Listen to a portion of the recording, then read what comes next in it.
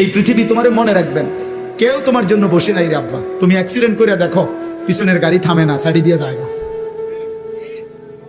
কত সিএনজি প্রতিদিন অ্যাক্সিডেন্ট হয় না, কত গাড়ি, কত মানুষের লাশ পড়ে থাকে, কত মানুষ আহত হয়ে পড়ে থাকে। হয়তো 5 মিনিট জ্যাম বাজে, 10 মিনিট জ্যাম বাজে, এরপরে আস্তে আস্তে সাইড দিয়া সবাই চলে যায়। স্বার্থপর এই দুনিয়া, কেউ থামে না। ধোকা ধোকা। এই বন্ধু নামের যেসব শয়তান তোমার লগে এখন আড্ডা দেয়, নারী দেখে, ছবি দেখে, উলঙ্গ দৃশ্য দেখে, তোমারে ফুর্তি করে, এই হাইওয়ান তোমার বিপদে থাকবে না। তুমি পাওটা ভাঙ্গা দেখো, আর ওরে ক বন্ধু তোর ফাড়ও তুই ভাঙ, সে জীবন না বলে ভালো থাকিস, আচ্ছা যায়। এই জন্য চরিত্রহীনের খপ্পরে পড়ো। আমি বললাম চরিত্রহীনের খপ্পরে পড়ো, নিজেরে চালাক মনে করো। আম হাসিবাল্লাযীনা ইয়ামালুনা আস-সাইয়্যাতি আন ইয়াসবিকুনা, আল্লাহ বলে বান্দা ভেবো না গুনাহ করে আমারে ডিঙ্গায় লাইবা। আল্লাহ নিষেধ করছে, বান্দা পুলিশ, র‍্যাব, বিজিবি, আর্মি সব তুমি ফাঁকি দিবা, এই পৃথিবীর সব, কিন্তু আমারে ফাঁকি দিবা কেন? আমাকে ডিঙ্গাইবা কেন? অতএব বাপ, অনেক রাত হয়ে গেল। আমি সবার কাছে অনুরোধ করি, প্রিয় কিশোর, প্রিয় নওজোয়ান, চোখের হেফাজত করো। নারী দেখো না, অস্থির ছবি দেখো না বাপ, উলঙ্গ ছবি দেখো না, মোবাইলের আসক্ত হয়েও না, নিজেরই হেফাজত করো। 5 ওয়াক্ত নামাজ পড়ো, ফজরের নামাজ কষ্ট করে হলেও জামাতের সাথে পড়ো। দেখবা ফজরের মুসল্লি যারা, আমি বলে গেলাম মাহাদির সৈনিক তারা। ফজরের মুসল্লি যারা দাজ্জালের বিরুদ্ধে লড়বে তারা। ফজরের মুসল্লি যারা বিশ্বময় কালেমার পতাকা উড়াবে তারা। এটা মাহাদির এবং ঈসার নেতৃত্বে দাজ্জালের বিরুদ্ধে, ইহুদিদের বিরুদ্ধে হাদিসের বক্তব্য হলো শেষ যুদ্ধ, চূড়ান্ত লড়াই ফজরের নামাজের পরে শুরু হবে। ফজরের মুসল্লিদেরকে সাথে নিয়ে মাহাদি এবং ঈসা যুদ্ধ শুরু করবে। আসরের নামাজের ভিতরেই, আসরের ওয়াক্ত হইতে হইতেই দাজ্জাল নিহত হবে এবং সমস্ত ইহুদি নিহত হবে, এবং আসরের ওয়াক্তে মাহাদি এবং ঈসার নেতৃত্বে মসজিদে আকসা বিজয়ের পতাকা, ইমানের পতাকা উড়বে, সারা পৃথিবীময় ইসলামের খিলাফা প্রতিষ্ঠা। ভাই আমি দেখবো নয় তুমি নয়, আমার সন্তান দেখ, কিন্তু আল্লাহ রাসূল সাল্লাল্লাহু আলাইহি সাল্লামের এই কথা বৃথা হবে। কোন জালেমের পতনের আগে কেউ বোঝে না কেমনে পতন, কেমনে পতন, কিন্তু যে সময় জায়গা সে সময় সবাই বোঝে যে এমনি যাইতেছে। বুঝেন নাই? হেলিকপ্টার উঠবার আগে কেউ বুঝছে না যে হেলিকপ্টার দিয়ে যাইবো না অটো দিয়ে যাইবো, কেউ খেয়াল করতে। কিন্তু যখন হেলিকপ্টার ছেড়ে দিছে সবাই বুঝে লাইছে যে জায়গা এটাই। ফেরাউন মুসা আলাইহিস সালাম নদী দিয়ে যে রাস্তা হয়েছে 12টা, 1 মিনিট শুনেন তো। ফেরাউন এপাশে আইসা দেখছে যে নদীর উপরে রাস্তা, 12টা রাস্তা, এটা দিয়ে মুসার বাহিনী পার হয়ে গেছে। ফেরাউন বলতেছে তার অনুসারীদেরকে, চলো আমরাও পার হই, ধর্ম। কিন্তু তুই তো বাদশা, তুই খোদা, নাউজুবিল্লাহ, তুই তো খোদা দাবি করো, তুই তো বাদশা, তো তার তো এটা বোঝা উচিত ছিল এত বড় নদীতে 12টা রাস্তা, এটা আমি বরাদ্দ দিলাম না, আমি স্যাংশন করলাম না, আমি উদ্বোধন করলাম না, এটি করতে গেল রাস্তা। আমি কথাটা বুঝছেন?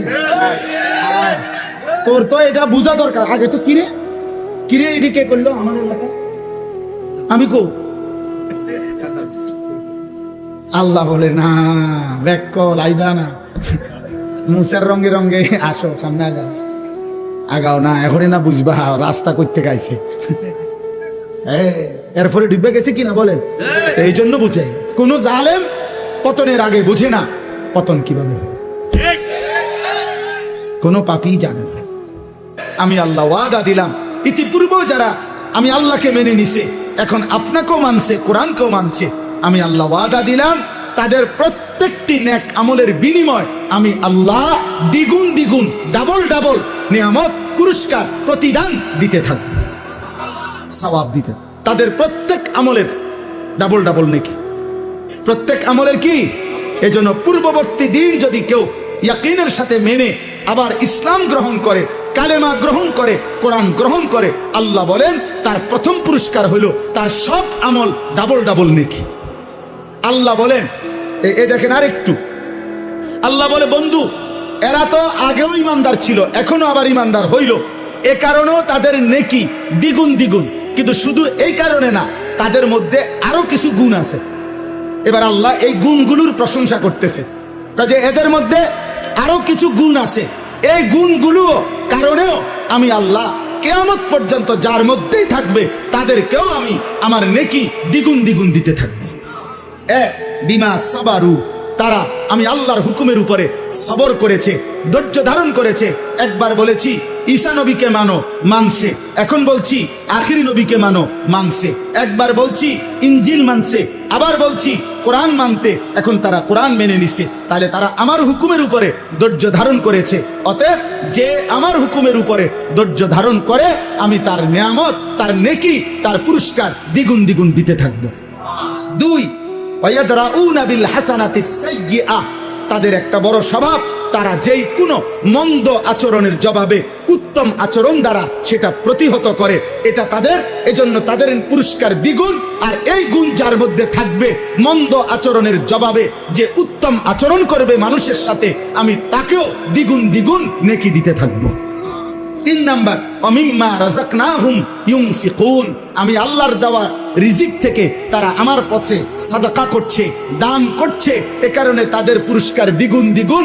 এই পুরস্কার কিয়ামত পর্যন্ত যারা আমি আল্লাহকে মেনে আমার পথে প্রতিনিয়ত দান সদকা করতে থাকবে, তাদের নেকিও আমি আল্লাহ দেব দ্বিগুণ দ্বিগুণ। 4 নাম্বার, ওয়া ইযা সামিউল লাগওয়া আ'রাযু আনহু ওয়া ক্বালু লানা আ'মালুনা ওয়া লাকুম আ'মালুকুম, আল্লাহ বলে তাদের একটা বড় বৈশিষ্ট্য, যেই কোনো বেহুদা কথা, বেহুদা কাজ, মন্দ কথা, গুনাহ মিশ্রিত কথা, অশ্লীল কথা, বেহায়া কথা, অসভ্য কথা, নাজায়েজ কথা, হারাম কথার কোনো মজলিস পরিবেশ তারা যখনই দেখে শুনে, আ'রাযু আনহু, তারা তার থেকে সরে যায়। আর তাদেরকে গুনার এই কথার মধ্যে যদি যোগ দিতে বলে, ও আইও না, ওদের বইও না, গপ মারি, গীবত করি, পরের গালিগালাজ করি, তারা বলে লানা আমালুনা ওয়া লাকুম আমালুকুম, তোমার কাজ নিয়ে তুমি থাকো, আমি আমার আল্লাহ নিয়ে আসি। সালামুন আলাইকুম, তোমার জন্য আল্লাহর কাছ থেকে শান্তি কামনা করছি, আল্লাহ যেন তোমাদেরকেও হেদায়েত দেয়। লা নাবতাগিল জাহিলিন, কোন জাহেল, মূর্খ, নাফরমান, পাপীর সঙ্গী আমরা হতে রাজি না। আল্লাহ বলে এটা তাদের আখলাক, এজন্য তাদের পুরস্কার দ্বিগুণ দ্বিগুণ কিয়ামত পর্যন্ত। আমার যে বান্দা ইমানদার, কিশোর তোমাদেরকে বলি, যুবক তোমাদেরকে বলি, বয়স্ক বাবা আপনাদেরকে বলি, আমাকেও বলি, পর্দার আড়ালের মা বোনকেও বলি, আল্লাহ বলছে যে মন্দ কথা, মন্দ কাজ, গুনার কথা, নাপাক কথা, নাজায়েজ কথা, হারাম কথা, গালিগালাজের কথা, অসভ্য কথা, বিশ্রী কথা, নোংরা কথা, কুফরি কথা, শিরকি কথা, নিফাকি কথা, বিদআতি কথা, কবিরা কথা, হারাম যত কথা, যত পরিবেশ, এখান থেকে যে অ্যাভয়েড করে চলে, আড়াল করে চলে, আল্লাহ বলে বান্দা তোর এই ধৈর্য সবরের কারণে তোর প্রত্যেক আমলের বদলা আমি দ্বিগুণ দ্বিগুণ দেব। সর্বশেষ আল্লাহ বলেন, হে নবী, শেষ কথা, আমি আপনাকে যা কিছু বলছি বন্ধু, আপনি তো বলবেন, পুরস্কার তো দিতে থাকবেন, দেব আমি। তবে একটা কথা বন্ধু মনে রাখবেন, আমার কথা, এই কোরআনের কথা, আখিরাতের কথা, কবরের কথা, আমার কালেমার দাওয়াত আপনি তো দিতে থাকবেন। তবে এটা শুধু মনে রাখবেন, চূড়ান্ত হেদায়েত শুধুমাত্র আমি আল্লাহর হাতে, কোনো মাখলুকের হাতে না। এজন্য বাপ, আমি যে কথাটা মাঝখান দিয়ে বলছি, আমি যদি মৃত্যু পর্যন্ত বলে যাই, আমাদের সমস্ত হুজুররাও যদি মৃত্যু পর্যন্ত বলে যায়, পৃথিবীর সব বক্তা, সব ওয়াইজ, সব পীর, সব বুজুর্গ একত্রে বলে গেলেও মূলত পরিবর্তন, হেদায়েত, চূড়ান্ত হেদায়েত এটা কার হাতে? ইন্নাকা লা তাহদি মান আহবাবতা, হে নবী, আপনি একা চাইলে কাউকে হেদায়েত দিতে পারবেন না। ওয়ালাকিন্নাল্লাহ ইয়াহদি মান ইয়াশা, বরং আল্লাহ যাকে চান তিনি তাকে হেদায়েত দিবেন। ওহুয়া আ'লামু বিল মুহতাদিন, প্রকৃত পক্ষে হেদায়েত পাবে কারা কারা সেটা আল্লাহই জানে। কে জানেন? একটা উদাহরণ দেই, আবু জেহেল নাম শুনছেন কিনা? আবু লাহাব নাম শুনছেন কিনা? আবু বকর নাম শুনছেন কিনা? ওমর নাম শুনছেন কিনা? তো মনে করেন এই 4 জন মানুষের নাম বললাম, 4 জনই কুরাইশ, 4 জন একই বংশের লোক, একই মহল্লার মানুষ, একই মক্কার মানুষ, নবী সাল্লাল্লাহু আলাইহি সাল্লামের আশেপাশে থাকে এরা।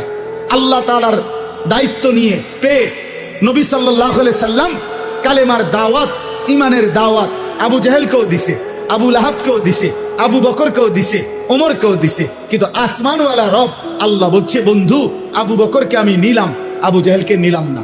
ওমরকে নিলাম, আবু লাহাবকে নিলাম না। যদি বলেন এই দুইজনকে কেন নিলেন, আল্লাহ বলবেন আমার ইচ্ছা। যদি বলেন এই দুইজনকে কেন নিলেন না, আল্লাহ বলবেন আমার ইচ্ছা। কার ইচ্ছা? এই জন্য নওজোয়ান তোমাদেরকে বলি, শেষ কথা, রাত গভীরে আব্বা মনে রাখো, তুমি ছাড়াও ইসলাম বিজয় হবে। হ্যাঁ, সেদিন আবু জাহেলকে ছাড়া, আবু লাহাবকে ছাড়াও ইসলাম বিজয় হইছে, কালেমার বিজয় হইছে, পৃথিবীময় আল্লাহর দ্বীন প্রচার হইছে।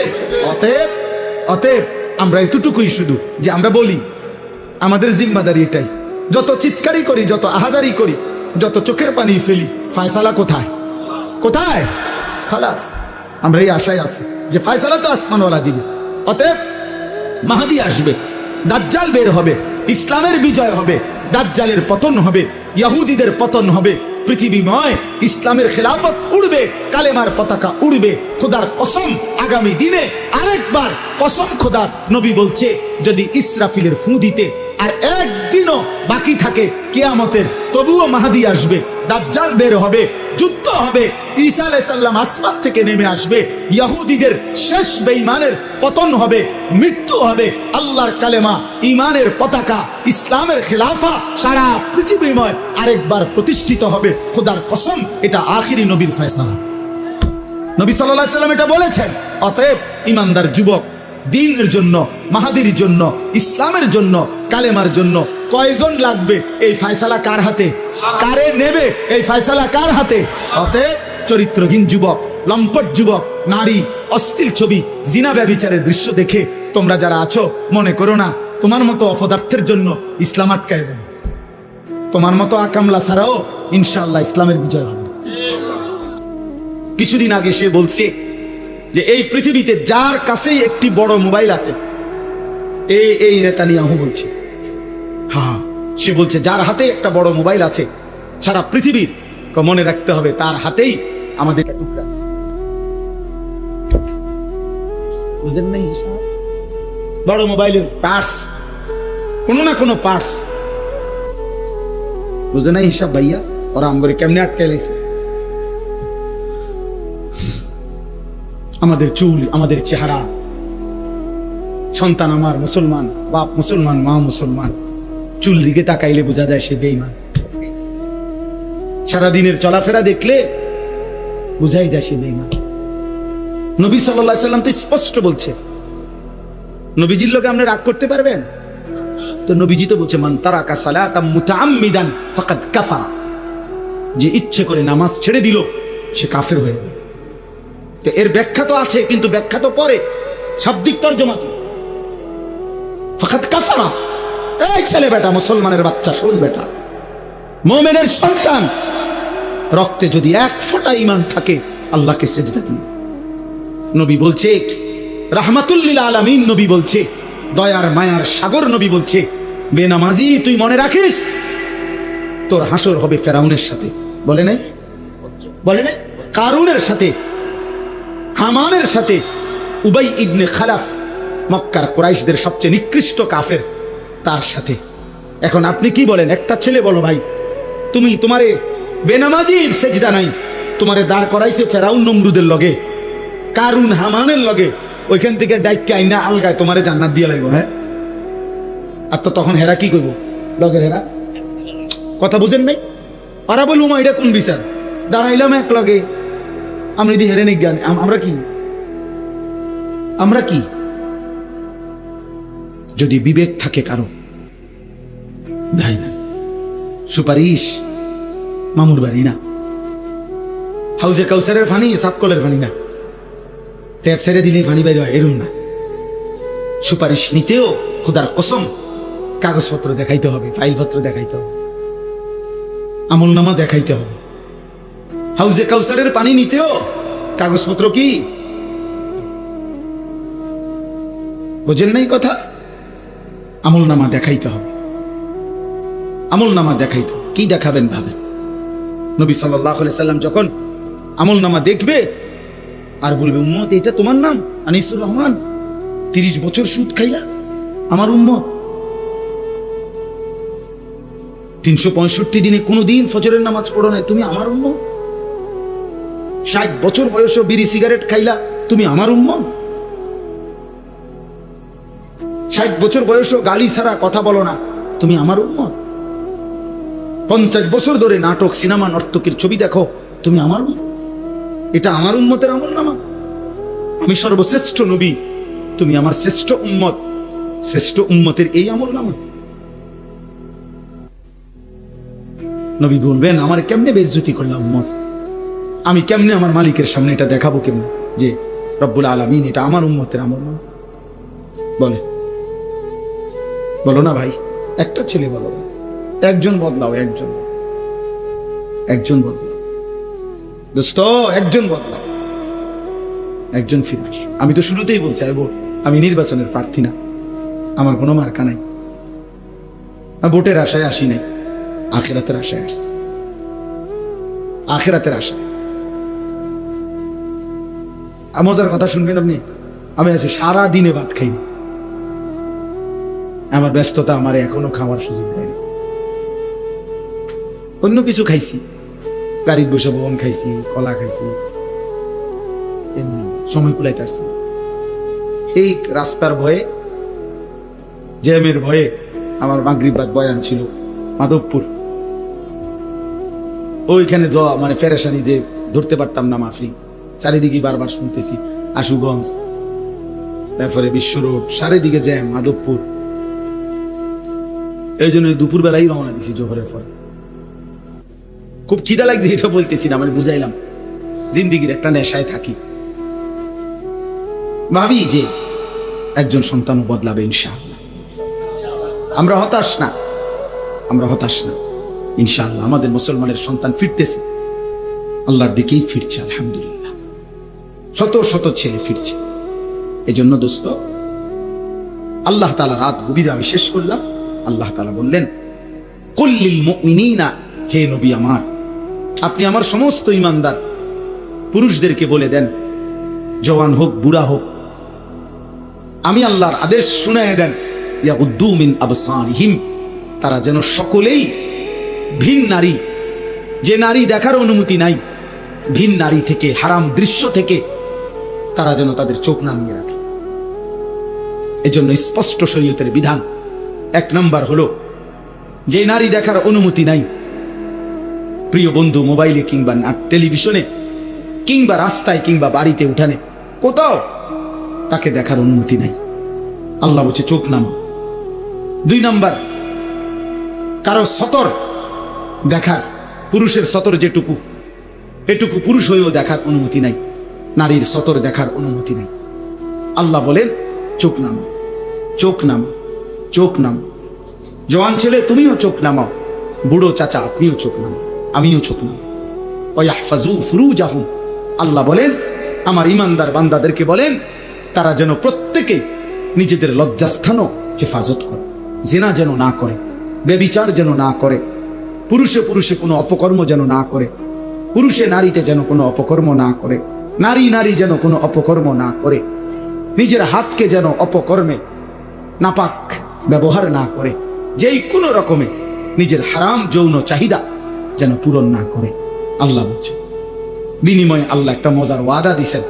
আল্লাহ বলছে, আমার বন্ধু আপনি বলে দিয়েন, আমার কোন ঈমানদার বান্দা যদি, পুরুষ না মহিলা সবার জন্যই হুকুম, ওয়াকুল্লিল মুমিনাতি ইয়াগদুদনা মিন আবসারিহিন্না ওয়া ইয়াহফাজনা ফুরুজাহুন্না, পুরুষদের জন্যই হুকুম, নারীর জন্য। পুরুষকেও বলছে চোখ নামাও, নারীকেও বলছে চোখ নামাও। মহিলা বোরকা পরছে তো ঠিক আছে, বৃত্তে চশমা লাগাইছে এটাও ঠিক আছে, উর্ফে কাপড় আছে, কিন্তু এবারে চশমা বৃত্তে সব চায়, তাহলে আমনের এটাও কি না, পর্দা না? কথা বুঝেন নাই আপনি? চোখ নামাইতে হবে পুরুষকেও, চোখ নামাইতে হবে কাকে? মহিলা। আমার একজন উস্তাদ ছিলেন হযরত মাওলানা মুস্তাফা মাহমুদি, হুজুর এখনো বেঁচে আছেন। হুজুর একদিন আমগরে সবকে বুঝাইছিলেন, ওই যে মেইন রোডে রাত্রিবেলা যে ট্রাক চলে, এই ট্রাকের যে হেডলাইট, এটার একটা নিয়ম আছে যে মুখোমুখি হেডলাইট, মানে এদিক থেকে একটা ট্রাক আসতেছে, এদিক থেকে একটা যাইতেছে, তো ট্রাক যদি রাত্রেবেলা এরকম মুখোমুখি হয় বা বাস, তো দোনোটারে তো 4টা হেডলাইট না, এই গাড়ির 2টা ওই গাড়ির 2টা না, তো মুখোমুখি হইলে কাছাকাছি আসলে নিয়ম হলো ড্রাইভারদের হেডলাইট ডাউন করতে হয়। দোনো গাড়ির হেডলাইট কি করতে হয়, এটা নিয়ম আছে হেদের, হেরা বোঝে, নিচের দিকে দিতে হয় আর কি। নিচের হেডলাইট ডাউন করলে দোনো গাড়ি তখন সাইড বোঝে যে আমি কোন দিকে যাবো, হে কোন দিকে যাবো। আর নয়তো যদি দোনো হেডলাইট মুখোমুখি থাকে অ্যাক্সিডেন্ট হবে। তো হুজুরের জন্য বলতেন, আল্লাহ তাআলা বলছে মোমেন পুরুষ মোমেন নারী, ছেলে মেয়ে মুখোমুখি যখন হবে, কাছাকাছি যখন হবে, দেখার সুযোগ যখনই হবে, আল্লাহ বলছে দুইজনই হেডলাইট নামায় দাও। ছেলেও চোখ নামাও, মেয়েও চোখ নামাও, পুরুষও চোখ নামাও, নারীও চোখ নামাও, তাহলে দুজনেরই সম্মান, ইজ্জত, দিন রক্ষা হবে। যালিকা আজকা লাহুম, আল্লাহ বলেন যে তার চোখ হেফাজত করবে এবং লজ্জাস্থান হেফাজত করবে, আমি আল্লাহ ওয়াদা দিলাম আমি তার অন্তর 100 শতভাগ পবিত্র করে দেব। পুরা দিল সাফ, একদম সার্ভেক্স দিয়া ধুয়ে দেব, অর্থাৎ দিল সাফ করে দেব। আজকা ইসমে তাফজিল, সর্বোচ্চ পবিত্র করে দেব। ইন্নাল্লাহা খাবীরুম বিমা ইয়াসনাউন, আল্লাহ তাআলা বলে বান্দা মনে রেখো আমি আল্লাহর সাথে চালাকি করব না। তাকাইয়া রইছে এদিকে, বাঁকা চোখে চাইতেছো হেদিকে, কেউ জিগাইলে কিও কি না করতে আমি এদিকে না, বুঝলেন? চাদোয়ানে বসে বসে বেরিয়ে চায়, জিঙ্গাইলে কাকা কি খবর, না আল্লাহ দোয়াই বাতি যা খবরে না শুনি। ও খবর মানুষের চোখে শোনে, মানুষে কি চোখ দিয়ে নি খবর শুনে কি দিয়া? তা আপনি যদি চাইয়া রয়েছেন আগ করিয়া বলেন, আপনার যদি খবরই শোনা দরকার আপনি ঘুরে বইয়েন, বোঝেন নাই? দোকানের এদিকে বইয়েন, দোকানের টেলিভিশন এদিকে, আপনি ওইদিকে বসেন, উল্টা উল্টা বসেন, চেয়ার ঘুরে বসেন, তাহলে তো কানে শুনবেন, বেডি দেখবেন না, বলেন না? তাহলে আল্লাহ তাআলা বলছেন বান্দা তোমার দিলের মধ্যে কি আছে, এবং কৌশল করে গোপনে, একাকী, আড়ালে, রাতে, লাইট বন্ধ করে, ইয়ারফোন লাগাইয়া, যেমনি তুমি যা করো না কেন, খোদার কসম আল্লাহ বলেন আমি পুরা খবর রাখি। ইন্নাল্লাহা খাবীরুন, আল্লাহ খবর রাখে, আল্লাহ খবর রাখে, আল্লাহ খবর রাখে। বান্দা আমারে আড়াল করতে পারতা না, আমার থেকে লুকাইতে পারবা না। এই পৃথিবীর কেউ যদি না দেখে, না জানে, না শুনে, না বুঝে, আমি রব সব দেখি, সব শুনি, সব বুঝি, সব জানি। জানে কিনা? বলেন না কেন? আল্লাহ তাআলা আমাদেরকে, আমাদের ছেলেদেরকে, আমাদের মেয়েদেরকে, আমাদের পর্দার আড়ালের মা বোনদেরকে হেফাজত করে, মেয়েদেরকে বুঝায়েন, বোনদেরকে বুঝায়েন। বিশেষ করে মনে কষ্ট নিয়ে না, আমার একটা অনুরোধ, প্রবাসীর স্ত্রী যারা, প্রবাসীর ছেলে মেয়ে যারা, জানেন না প্রবাসী বিদেশে অনেক কষ্ট করে, মাথার ঘাম বেচারার পায়ে পড়ে, 12 ঘন্টা, 14 ঘন্টা, 16 ঘন্টা ডিউটি করে।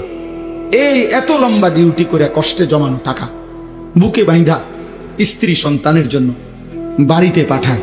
সেই প্রবাসীর স্ত্রী যদি, সেই প্রবাসীর ছেলে মেয়ে যদি আল্লাহর নাফরমানি করে, হারাম কাজ করে, গুনাহ করে, পরকিয়া করে, জিনা ব্যভিচারের সাথে সম্পৃক্ত থাকে, খোদার কসম এর চাইতে বড় জুলুম আর কিছু হইতে পারে।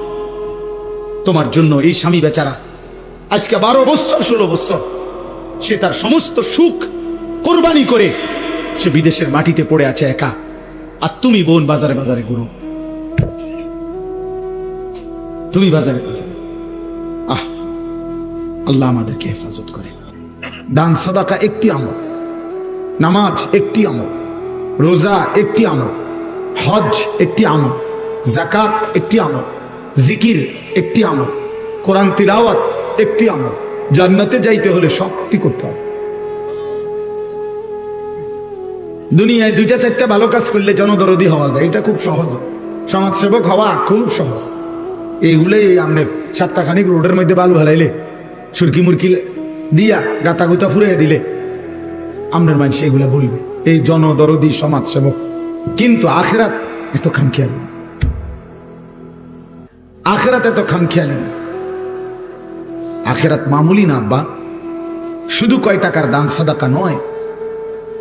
আখিরাত মানে পুরা জিন্দেগির হিসাব, রাতের হিসাব, দিনের হিসাব, সকাল দুপুর হিসাব, এক এক সেকেন্ডের হিসাব। আন উমরিহি ফিমা আফনাহু, আল্লাহ বলবেন বান্দা বলো আমার দেওয়া হায়াত কোথায় শেষ করেছে। ওয়া আন শাবাবিহি ফিমা আবলাহু, বলো না বান্দা আমার দেওয়া যৌবন কোথায় শেষ করেছে। ওয়া আন মালিহি, আমার দেওয়া বান্দা বলো একটা একটা সম্পদ টাকা কোত্থেকে উপার্জন করেছো, এবং বলো কোথায় ব্যয় করেছো। ক্রেডিট ডেবিট মিলাই দিতে হবে। আয় কিভাবে সেটাও বলতে হবে, ব্যয় কিভাবে সেটাও বলতে হবে। ওয়া মাযা আমিলা ফীমা আলিম, এবং আমার কথা, কোরআন সুন্নাহর কথা, আমার বন্ধুর কথা, যা যা শুনেছ তা অনুযায়ী কি পরিমাণ আমল করেছ তুমি বলো, তুমি শুনছো কিনা যে নামাজ 5 ওয়াক্ত ফরজ। তো শুধু জুমার নামাজ পড়লা, বাকি 5 ওয়াক্ত যে পড়লা না, তোমারে কোন শয়তানে বাধা দিছে? তুমি কোন ইবলিসের কথা মতো বাকি 5 ওয়াক্ত নামাজ পড়লা না? এটা তোমারে কোন শয়তানে বলছে? তুমি কি শুনো নাই একজন মুসলমানের উপরে ফজরের নামাজ ফরজ? তো তুমি কোন যুক্তিতে ফজরের নামাজ একদিনও পড়লা না? কোন যুক্তিতে? কি কারণ? কোন ইবলিস তোমারে বুঝাইলো যে টাকা 10,000-এর জায়গায় 20,000 দিয়া দেন, বলে 2,000 টাকা বাড়াইয়া দেন? আরে এটা তো একটা আমল, এটা তো একটি আমল, এটা তো অন্য আমলের বিকল্প নয়। কোন আলেম, কোন মৌলবী কোনদিন বলে নাই যে হে আল্লাহর বান্দা, শুধু দান সদকা যত বাড়িয়ে দিবেন ততই আপনার নামাজ, রোজা, হজ, যাকাত, আপনার হালাল হারাম সবকিছুর কাফফারা হয়ে যাবে, এগুলোর সবকিছুর যথেষ্ট, এরকম বলছে কোনো কেউ? আপনাকে তাহলে আপনি কোন যুক্তিতে বুঝলেন? এই জন্য দুনিয়া সহজ মিয়া, খাওয়ানোর তুমি ওষুধ খাওয়ানোর ভালো। জি, তো এই জন্য ভালো আখিরাত বুঝ লাগবে না, লাগবে। তো এই জন্য বললাম এটা জরুরি।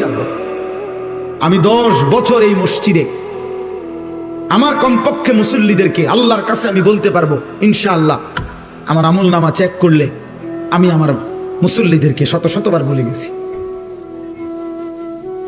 আমি বলেছি যে কোরআন শরীফ যার অশুদ্ধ তার নামাজ হয় না। আমি শতবার বলেছি আপনাদেরকে, আমি কোন সময় তোমার প্রিয় মানুষ না। আপনাকে মিথ্যা আশ্বাস দেব আখিরাতের ব্যাপারে, আল্লাহ তাআলা হাসরের দিন আমার ঘাড় ছিঁড়ে ফেলবে, আমার ঘাড়। আপনার হারাম টাকা কবুল হয় না, আমি এটা না বললে। সুদের টাকা দান করিলে কবুল হয় না, ঘুষের টাকা দান করিলে কবুল হয় না, অবৈধ উপার্জনের টাকা দান করলে এটা দিয়া যদি কাবাঘরও কেউ বানায় দেয় সেটা কবুল হবে না। এটা না বললে আমার এলেমের খেয়ানত আমার আল্লাহ তাআলার ফেরেশতা দিয়ে আল্লাহ ঘাড় ছিঁড়ে ফেলবে। যে আমার বান্দার কাছে এটা লুকাইলা কেন? কারণ হতে পারতো আমার বান্দা শুনতে শুনতে একদিন ছেড়ে দিত, হতে পারতো না? কিন্তু আমি যদি নাই বলি, টোটাল এই বেচারা যদি নাই জানে, সবসময় তেলে দিয়ে গেলাম, সবসময় তাইলে দিয়ে গেলাম হাবাটারে, তাইলে আপনি ব্যক্তিগতভাবে কাজল মাস্টারকে জিজ্ঞাসা করেন, আমি আমার জীবনে যত শত বিষয়ে ওনারে এমনে বলবেন, এমনে করবেন, এটা করেন, ওইটা করেন, আমি বলছি, আমার দায়িত্বের কারণে আমি বলছি, চেষ্টা করছি। অতএব বাপ আখিরাত খামখেয়ালি না, সাবধান মনে করুন। নবী সাল্লাল্লাহু আলাইহি সাল্লামের সুপারিশ এটা জান্নাত নয়, এটা আবেদন, ফয়সালা আল্লাহর হাতে। সুপারিশ মানে কি নয়? ফয়সালা নয়, সুপারিশ মানে আবেদন। ফয়সালা কার হাতে? যদি মনে করেন নবীর সুপারিশের কারণে 100 কোটি মানুষ থেকে যদি একজন বাদে বাকি সকলকেই জান্নাত দিল, কিন্তু একজনকেই জাহান্নাম দিল, সেটা যদি আমি হই, তো বাকি সবাই জান্নাতে গেলে আমার কি লাভ? কথা বলছেন না কেন? তো বাকি যদি সবাই জাহান্নাম থেকে বাঁচা যায়, আমার কি লাভ? আমি যদি মনে করেন আল্লাহর নাফরমানি করে দুনিয়া সাজাইয়া আখিরাত ঠিক করতে পারলাম না, আমার মৃত্যুর পরে যদি পৃথিবীর মানুষ চাঁদের দেশেও চলে যায়, মঙ্গল গ্রহেও গিয়ে ঘরবাড়ি করে, আমার জিফুত নাতি নাতনি, তো আমার কি লাভ? আমার অর্জন কি? বল ছেলে, মোবাইলওয়ালা ছেলে, অপদার্থ, এটা তোর সামনে পিছনে তোর বাবার বয়সী আহাম্মক থাকার। চিন্তা করছেন গাদ্দার কেমন? কোনো লজ্জা শরম নাই, কোনো হায়া বিবেক বলতে কিচ্ছু নাই, কিচ্ছু। নতুন প্রজন্মকে সবাই ছেড়ে দিছে, এই 16, 18, 20 বছরের ছেলেদেরকে গোটা দেশ ছেড়ে দিছে এদেরকে। গোটা ফ্যামিলি ছেড়ে দিছে। এই সমাজের কেউ এদেরকে নিয়ে ভাবে না। এরা মন মতো খায়, মন মতো ঘুমায়, মন মতো পেশাব করে, যেখানে মন চায় রাস্তার পাশে, যেখানে মন চায় নারী দেখে, ছবি দেখে, চুল যেমন পারে মন চায় মুশরিকের মতো, বেঈমানের মতো। আল্লাহ নাই, রাসূল নাই, সেজদা নাই, গোলামি নাই, আরে কোরআন নাই, জিকির নাই, তেলাওয়াত নাই, কবর কোথায়, মৃত্যু কোথায়, আখিরাত কি, কিচ্ছু জানে না, কিচ্ছু জানে না।